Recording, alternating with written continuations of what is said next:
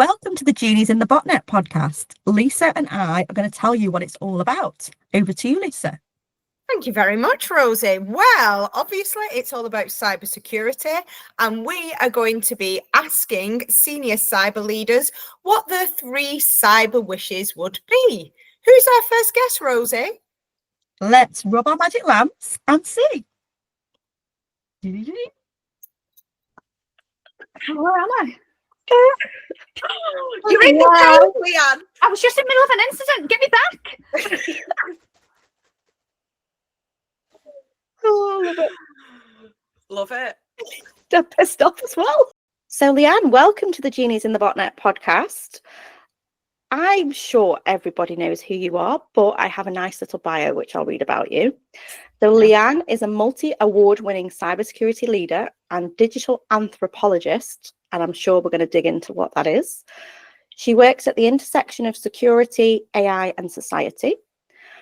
As well as being an international keynote speaker and a published author, she's the host of 2 podcasts, including the celebrated award-winning cybersecurity podcast, Compromising Positions. Welcome, Lianne. Thank you. And just like, humble bundle, I'm so humble, and it seems like a good idea at the time. However, you're never going to get much use out of it. So yeah. Hi, everyone. Also known as the 3rd best looking person in cybersecurity after you 2. Oh, thank you.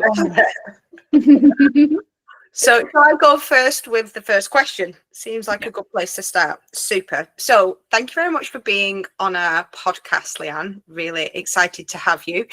Can I ask you, you've worked in retail, big retailers. So what do you wish you knew before you became a senior cyber leader? It's a good question. Well, I guess what I kind of wish I knew is that when it comes to cybersecurity, it's very peaks and troughs.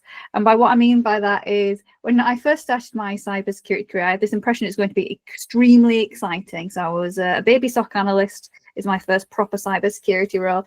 I thought, oh, this is going to be really exciting.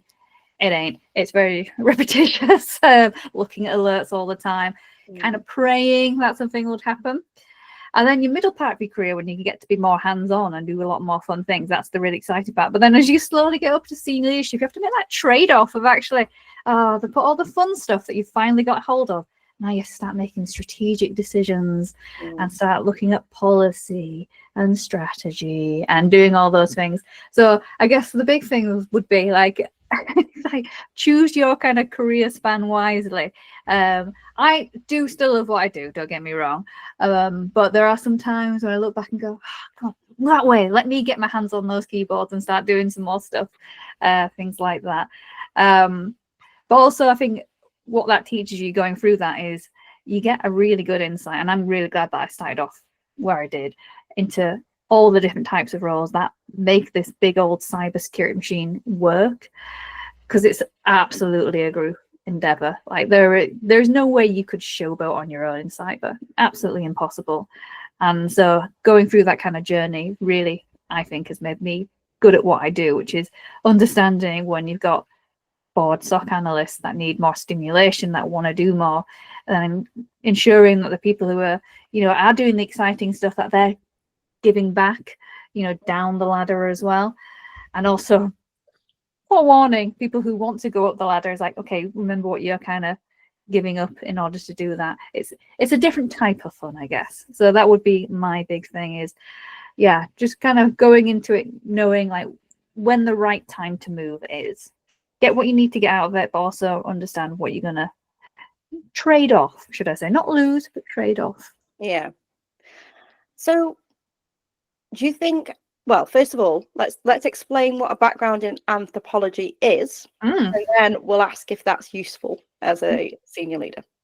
Yeah, so before I got into tech entirely, because I started off as a software developer first, I was an anthropologist specializing in digital cultures.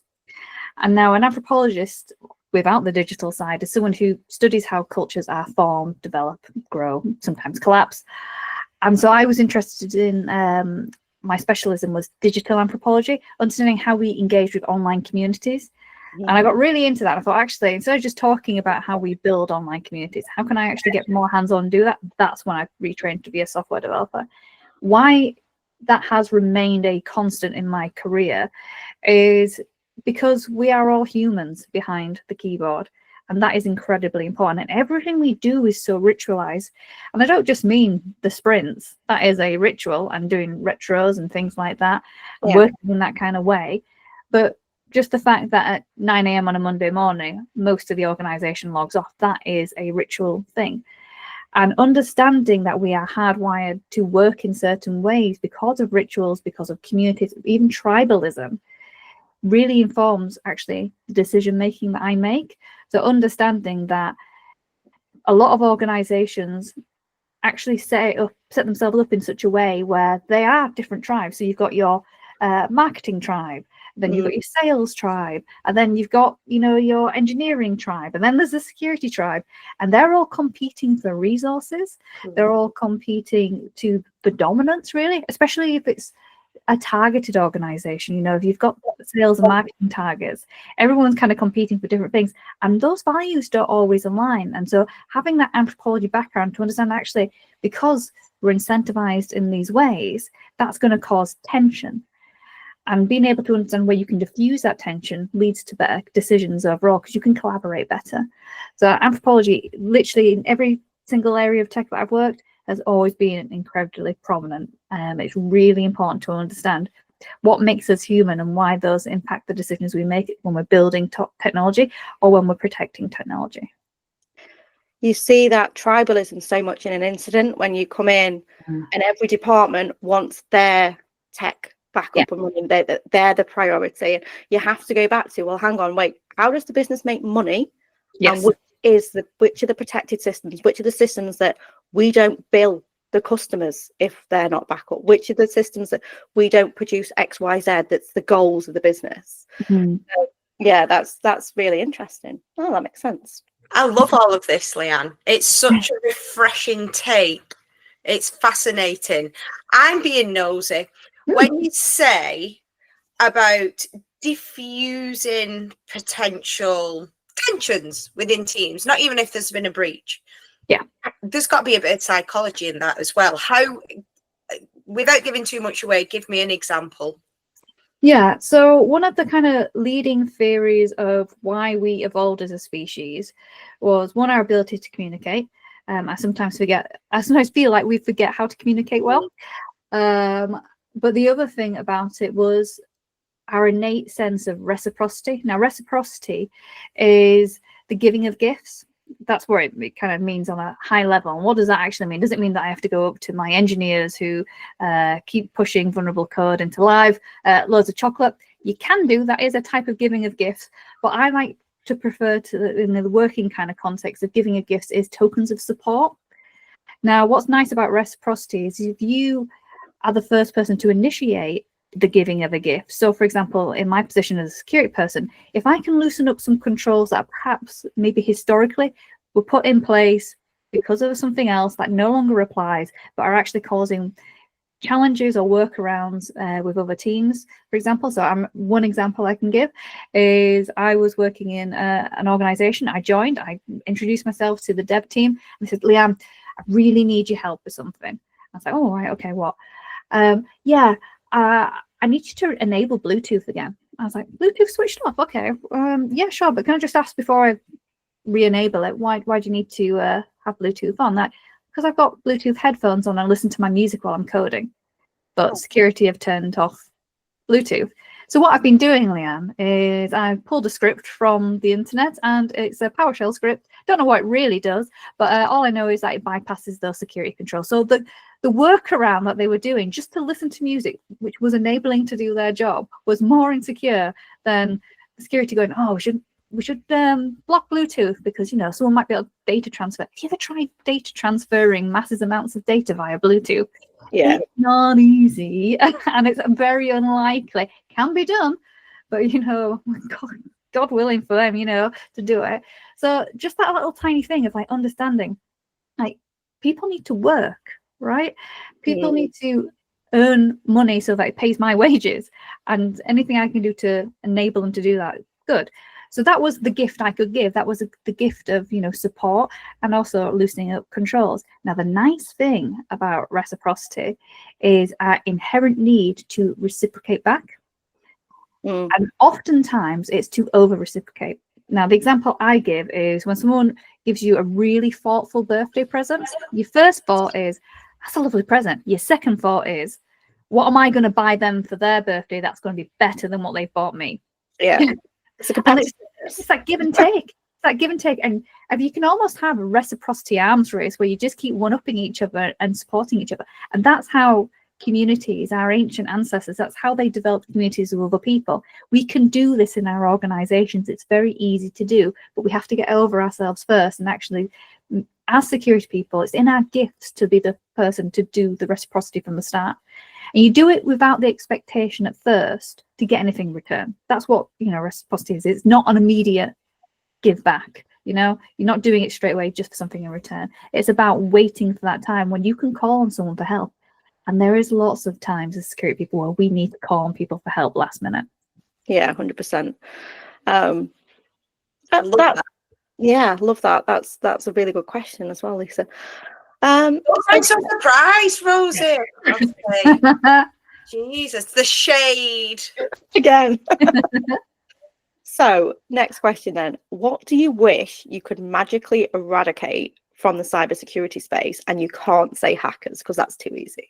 Well, I wouldn't want to because then I'd be out of a job and then I have to go figure out something else. And, the straight anthropology doesn't really pay as much. So I kind of like having them around, as long as they don't cause me too much jip. What would I get rid of? I guess it would be the mindset that there is something to, that can be fixed. Because what I'm constantly kind of coming up against, in organizations, but also in just even like conversations with my peers sometimes, it's just like, if we could only just fix that. If we could only just fix that area, everything would be fine. It wouldn't be fine. There is nothing we can really fix. It's always best endeavors, because as soon as we fix something, at least to a standard, then another security researcher comes along and says, hey, guess what I found? Back to square one again.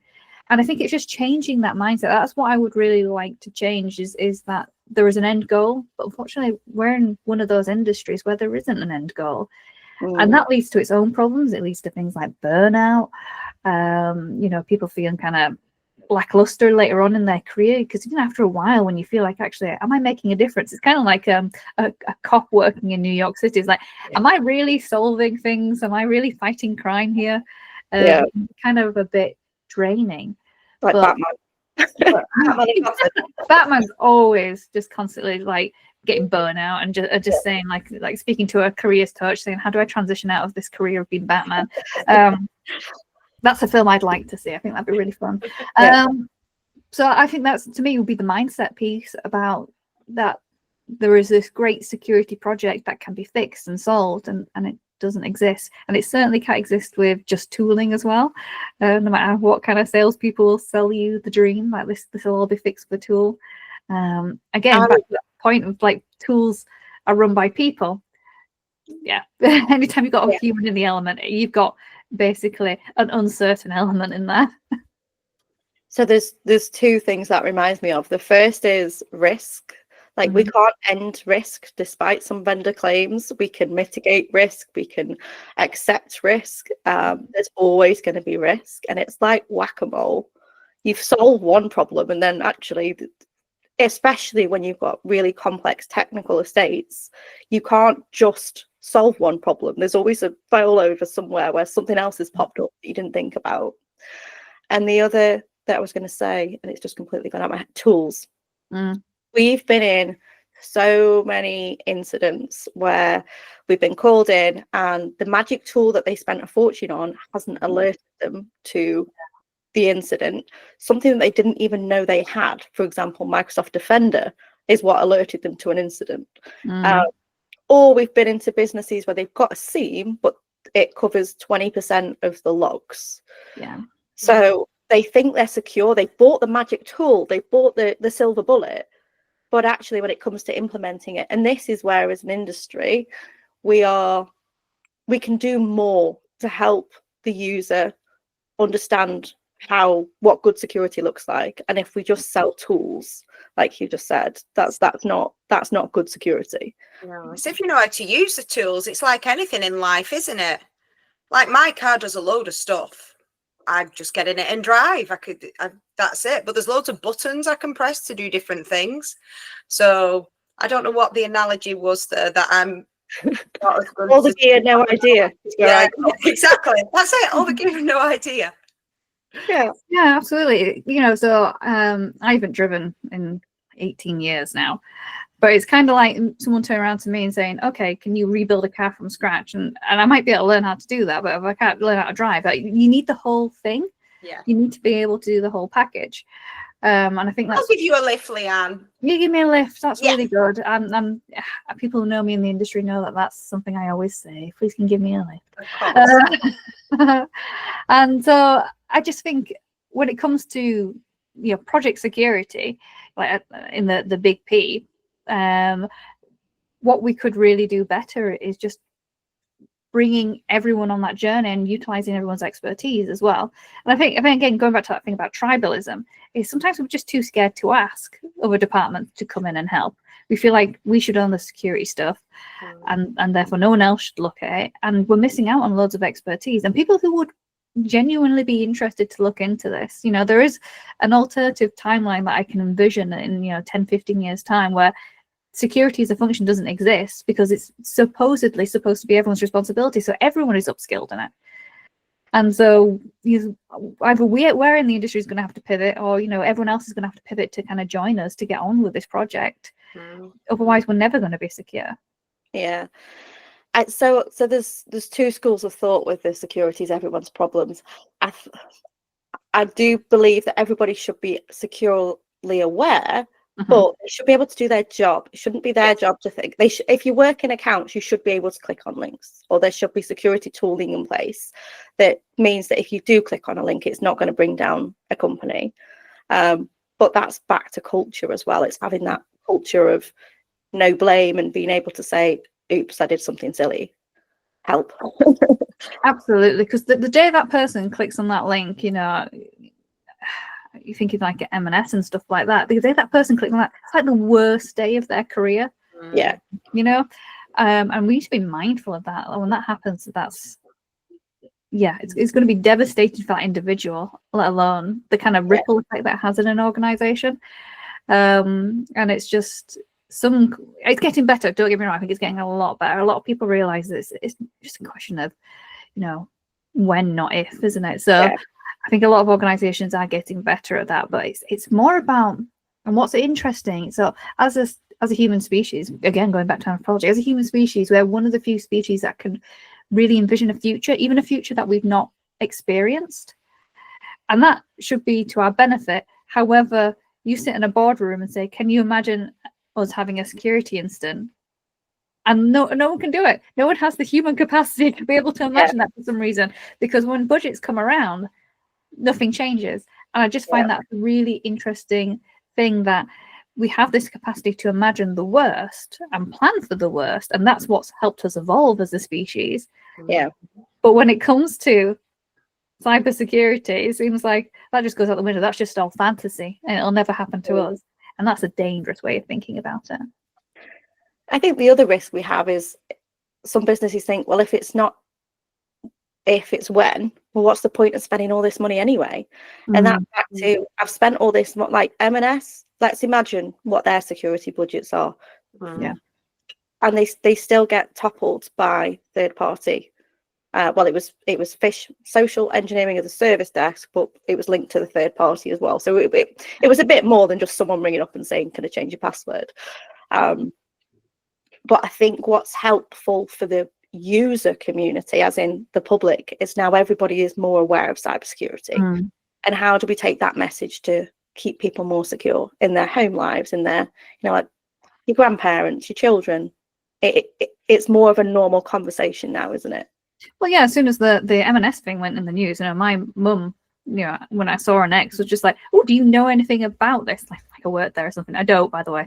But it was good. That's good, having, a conversation about it, tell me more about what you know about this incident because she shops there. As Yeah. do I, as do a lot of people. This is where I get fished completely now.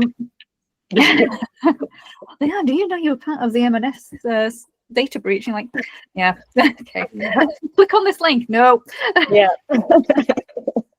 At least put it into Dracoi first. Yes. There we Very go. nice plug. Nice Love plug. it. Love the Yeah, plug. seamless. One Yeah. show level style plug. Well done. Lisa, over to you. Right, over to me. Okay. Right. So, Lianne, you've worked in 2 gigantic retailers now. Mhm. Congratulations. Tell me what you wish all big retailers knew, rather pertinently timed, about cybersecurity. Cybersecurity may not be a revenue generating function, but it's certainly revenue protecting. And boom, Lianne, boom. And we, as a customer myself, we all buy and purchase things. If I really truly feel that a company is doing its very best, I will spend with that company, doing its best from a security perspective, keep my data safe. I know things happen. I'm not going to throw my hands up and say people should have 100% great record. It doesn't exist. But what I would like is for retailers to realize that it's a value add, that creating an environment where your customers feel safe to come and shop with you is just as important as them being able to click and buy something quickly. And one of the other things we should really start thinking about, and I know it's not popular, but the organizations I've worked in and I've had discussions when I go to quite a lot of security events, I speak to other people in retail.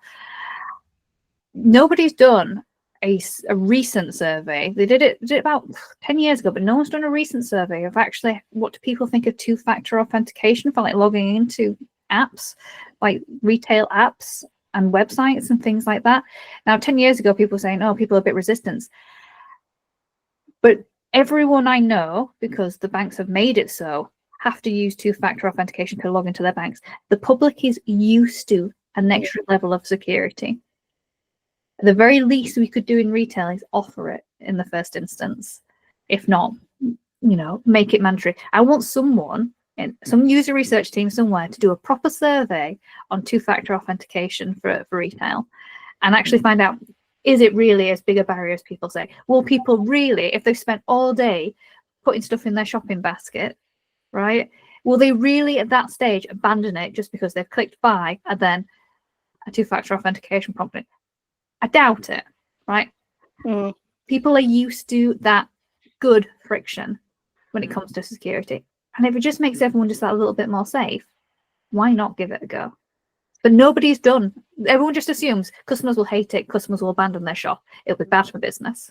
Tell you what's bad for business is not being able to buy anything on your website because you've been down for months on end. Yeah. That's bad for business. And also customers who want to do returns and customers that are expecting orders and 100%. Well, you go and do your tax return and there's 2-factor authentication. And I do kind of think if somebody wants to pay my tax bill, I'm more than happy. Like, I would take that. You're right. We're so used to it. Some do magic links now, don't they? I love a magic link. Yeah, I do love a magic link. Yeah. That's the laziness in me. So I keep going back to it, but anthropologies and everything. So we are also inherently lazy as a species. We will always look for the path of least resistance. So magic links are a perfect alternative to good security there. So yeah. When you think as well, like a lot of businesses use MasterCard or Visa or WorldPay to verify. Yeah. Surely it should be on the payment providers as well. Surely they want to make sure that those details are secure. But then I suppose it's kicking the can to another third party, isn't it? Yeah. But there's, like you say, there's seeing your name in a breach or seeing your name in the headlines for months on end is not revenue generating at all. But what just really on that though, you know, when me and you know, because I say I shop at M&S as well, not to pick on M&S, but you know, it's very kind of prominent in the news. You know, seeing your, you know, literally my name will be out there now, right? But when my mum says that, like, what does it mean for her? For me, it's just like, oh, it's just another day, another dollar, right? It's just, I guess it's out there. Just keep myself as safe as I possibly can. Whereas for my mum, it's devastating because she's like, well, does this mean that my credit scores are going to get ruined? Does this mean? And it's about that communication piece of like, what does that actually mean for people as well? Now, I feel like, to praise M&S were very good with their comms. There was if we compare M&S, Co-op, and Harrods, and I feel like there will be talks about this afterwards. There'll be big pieces of analysis, like the 3 different styles. Like Co-op was deny. M&S were very good at the messaging. Okay, it's taken them longer to get back up, but they've done that for their own security reasons. I'm sure there'll be retrospectives after. Harrods, where we don't talk about this. Harrods were like the royals versions of security, weren't they? They've not spoken about it at all, which is better. Yeah, exactly. I think for people like, again, I'll use Mum as the like shining example. I think she would like to know more. And it was only just because of what I do for a living. She was asking me loads of these questions because there was someone there that she could. And I think it's so important to keep that communication up and let people know. You know, I don't know if anyone saw the M&S subreddit, but you know, people are always asking questions. Customers constantly asking questions and stuff. Brings about with its own challenges. You don't really want anyone in the organization to reply to stuff. Which was happening. There was, they did not have a lid on their internal staff in the stores talking on there. That was, yes, which can be very challenging, particularly when the investigation's ongoing and whatever proceedings fall out of that. But it's because people are hungry for knowledge. And I think anytime you kind of obscure it, then people are going to jump to their own conclusions and think the worst. The quieter you are, the worse people are going to think. You know, it's like not showing the monster and just showing the shadows. You know, it looks worse in your head than it actually is. So I think it's really important to have that transparent comms.